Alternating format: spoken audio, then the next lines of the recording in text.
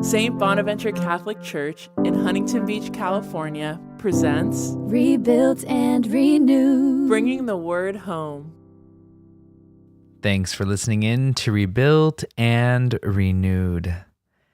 This week we have our final week with Brad Strom and Pam Hurwitz speaking about the joys of family life. We speak about the importance of getting together and staying together around the dinner table, around a common care for the place we live in and the people we live with, trusting that this is the place that God is sanctifying us in and through our love for one another.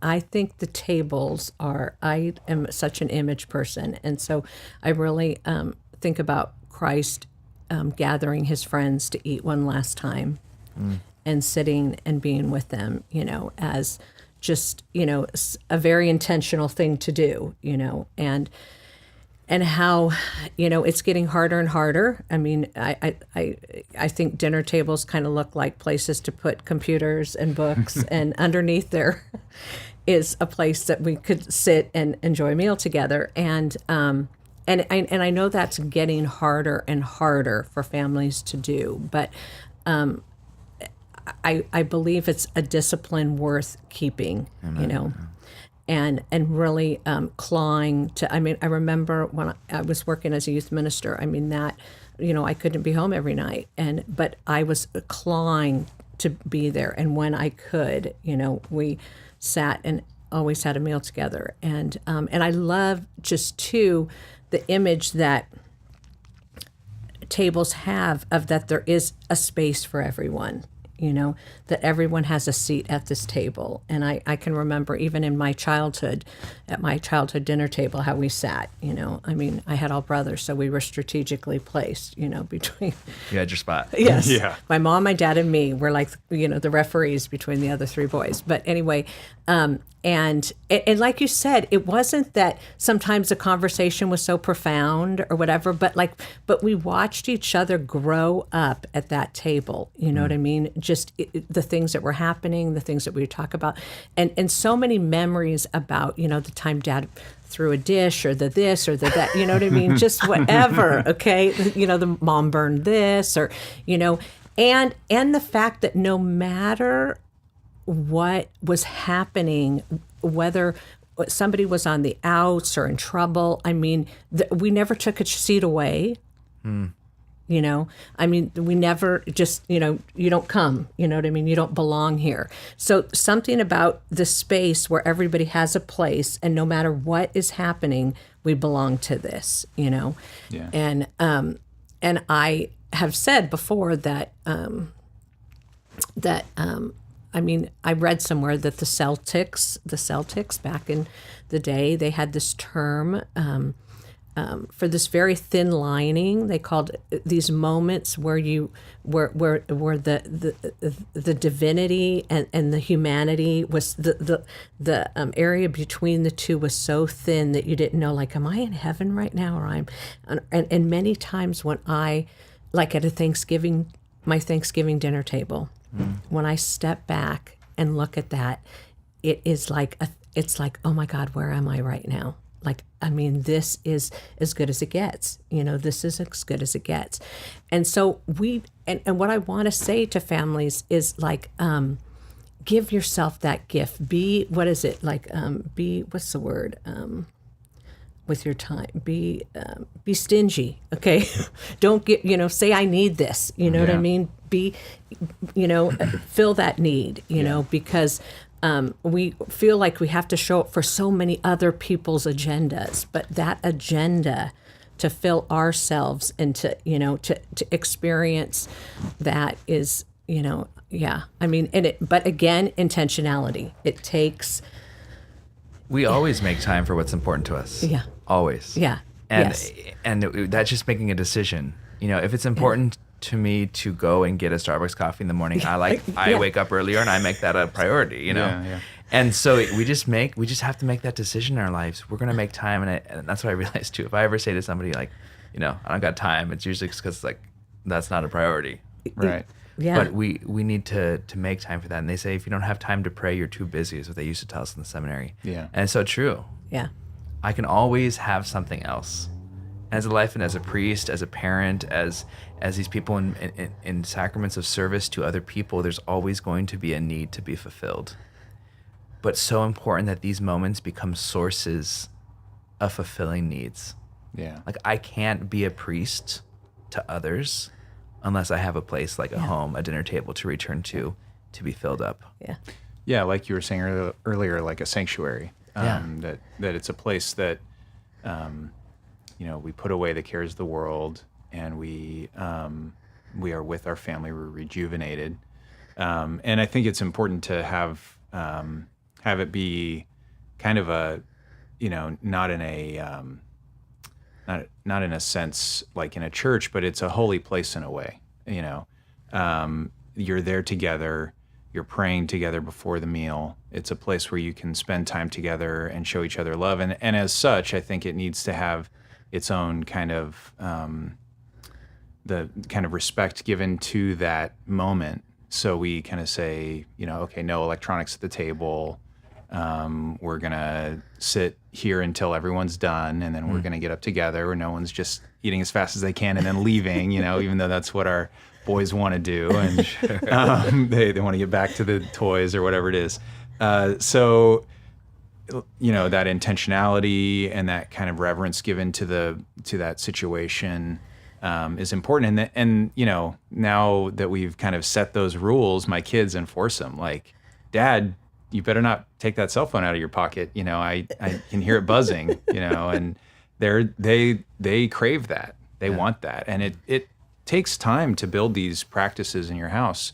It doesn't just happen the first time you try it, but it's important to keep trying, and eventually you get to that place where it's expected, it's a part of your lives, and it's very important to the whole family. And how easily it's taken from us, because I was even thinking about, I was talking to family about that was heading out on a vacation, and I just remember our road trips as kids, was kind of forced time to be in the car together. Yeah, we just did that. Yes. And there were a lot of stories from that and a lot of things that happened. But, we would sing, we would, tell jokes, we would play those games with license plate numbers and, all that kind of stuff. But I was kind of talking to them, and they were like talking to me all about like all the electronics, the movies, in the car, and I was thinking, oh my gosh, the essence of even this trip, they're going to get in a car and not really be together. You know what I mean? Yeah. Like, and I just thought, how, and yet how much, I guess, in a way, easier that is, for the parents and the kids, I guess. It is. But yeah, so we just did a 4,000-mile road trip to Texas and back. Okay. And gosh. So we were planning this with my wife, and I said, I think we should leave the electronics at home, the tablets. And they have like a Kindle they can play games on and read books. And I said, we should leave those at home. And she was like, are you sure that's a good idea? I said, look, we'll bring one and we can like put on a movie once in a while, but I don't want them to just be sitting there for 12 hours a day in a car. Some of the days we had long stretches and of driving. And so we left them at home. And we got them excited about bringing like this big container of books and toys, and like those lasted about 10 minutes. and they were, so we listened to some podcasts. I was telling you about those. But there's a difference between, the screen time where they're looking at a screen and they're playing a game or they're watching a movie on their own, and kind of a podcast or a story being read by someone that you're all listening to. That we're all listening to as a community. And then talking about Yeah. Exactly. What was your favorite part of that? And what did that remind you of? And it's much more relational than them being each in their own kind of pod and, like just looking at their device for a bunch of the time. So it was a good choice. It took more patience on our part, but I think that I think that that's really part of intentionality, is like it requires patience sometimes by the parents in a family to be intentional about this stuff, because the kids are going to fight it at first. Oh, yeah. Most of the time. I mean, we've had those golden moments where it's like, we're all going to do this, and they all do it, and it's like, what just happened? They all said okay the first time. But I would say the vast majority of the time we're struggling to get this intentionality integrated into what we're doing. And it eventually happens if you keep plugging away and keep praying about it and keep at it. They say that, the atheists say that religion is the opiate of the masses, huh? I really think that these devices are the opiate of the masses. I mean, you see a kid, and I've watched kids, go crazy, that throw tantrums, whatever, and then we'll just put right into their hands a tablet, and all of a sudden they're like this non-moving, zombified child on the ground. I'm like, whoa, that's crazy. Yes. And I could see how tempting that is, just to say, everyone, here's your tablet, or go out to dinner at a restaurant, and we don't want kids making noise or being kids. So what do? Put into their hands a tablet with the little thing in their earbuds in, and there they go. And I can totally see the temptation of that. Oh yeah. Working all day and just wanting some peace and quiet, boom, But I think it's a temptation that we have to just be aware of, and saying, like, this time we don't get back. Yeah. Those time in being a child, you don't get that back. Yeah. Pam talks a lot about that. We have 18 summers before our kids are gone, Wow. And how do we want to spend those summers, and the rest of the time too. Yeah. No, I mean, and sometimes I think, like, for your road trip, in the moment, we might not always realize how rich it is, but man, when we look back, we will be so glad that's how we spent our time. Yeah. You'll remember those. Yeah. I mean, I remember being in the RV, driving to Yellowstone, sweating out, no air conditioning. No air conditioning in the middle of Utah in the summer, Yeah. I mean, but then you look back and you laugh about it with your family. Yes. And those are shared things. The best way to be in relationships is to do things with each other. Yeah. And I've just been so convicted about that. And we can't, and sitting in a classroom doesn't make us in a relationship. We have to actually do things. Yeah. Like go and wash dishes with each other. Like I remember just even my family growing up, Saturday was like yard work day. Yeah, And Dad turned on smooth jazz to wake everyone up in the morning as loud as he possibly could.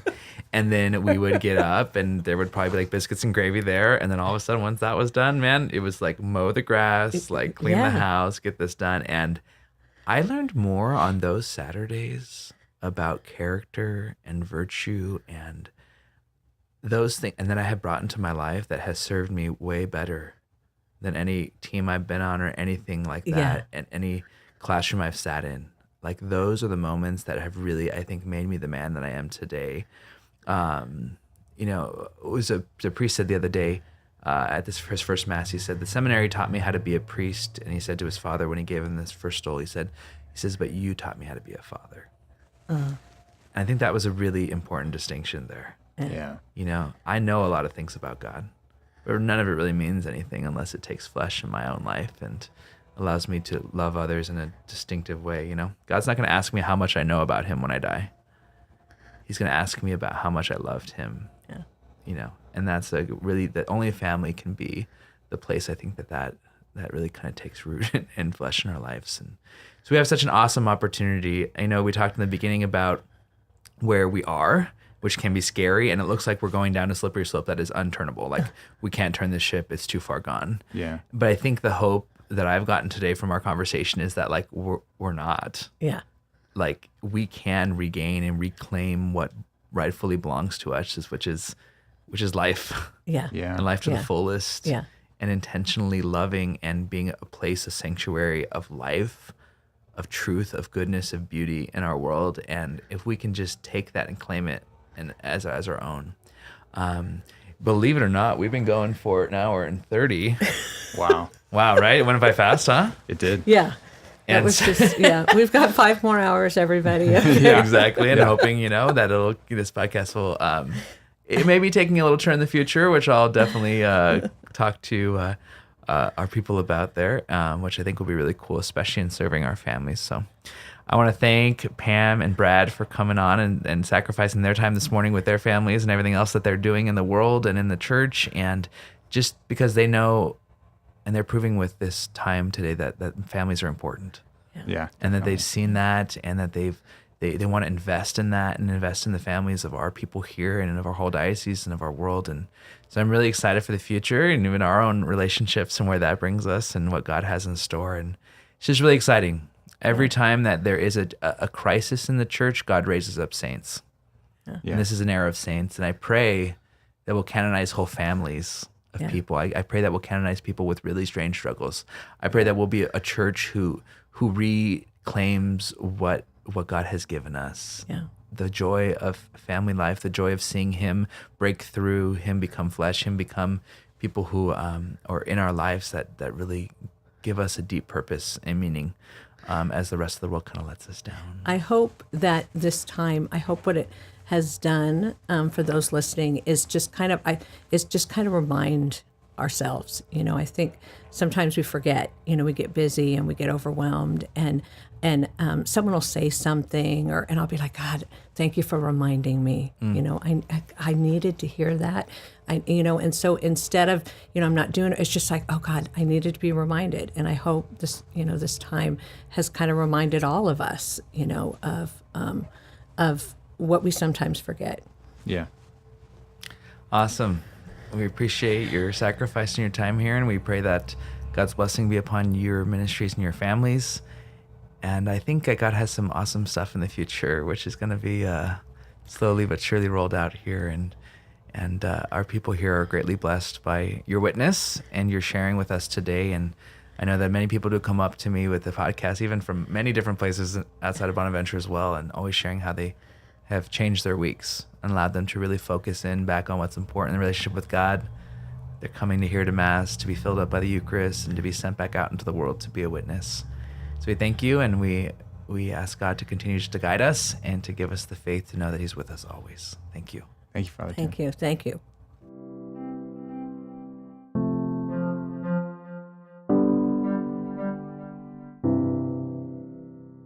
For the next 6 weeks in Ordinary Time, we'll be hearing from the Gospel of John, specifically chapter 6 of the Gospel of John, which we call the Bread of Life Discourses. The images of the Eucharistic sacrifice are so rich, not just theologically, but naturally as well. For the month of August, Deacon Daniel So, one of our baby deacons, also transitional deacon, will be ordained a priest the following year, God willing, will be joining us to speak about bread and the images that we use in our Mass that help us to go deeper into understanding of this great mystery. Until next time, thanks for listening in to Rebuilt and renewed. Bringing the word home.